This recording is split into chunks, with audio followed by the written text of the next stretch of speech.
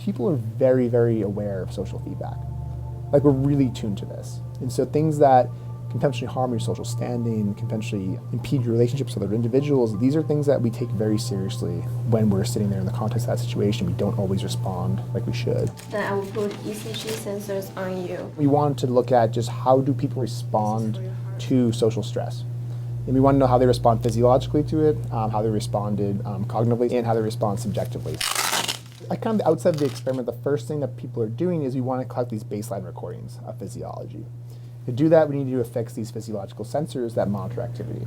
And so here is the ECG signal coming in. What we're doing is we're looking at changes from their normal state.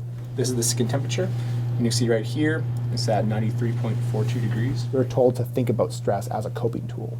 Like, stress isn't bad, that these responses have evolved to help our ancestors survive, that if we didn't have these things, we were doing worse. After this, we tell them they're going to have to give a speech about their personal strengths and weaknesses. Okay, we are ready to begin. Please tell us about your strengths and weaknesses as a person.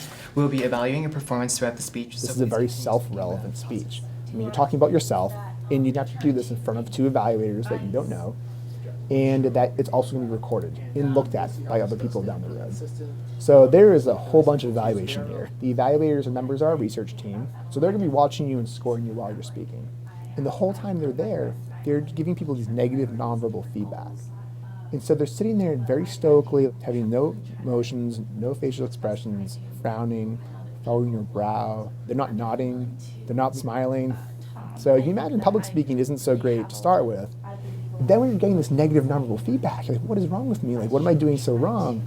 And the response just kind of amps up. And so we see a really strong threat response from this task usually. Operators are here monitoring physiological signals as they come in real time. We now have another task for you to try to evaluate your ability to think on your feet.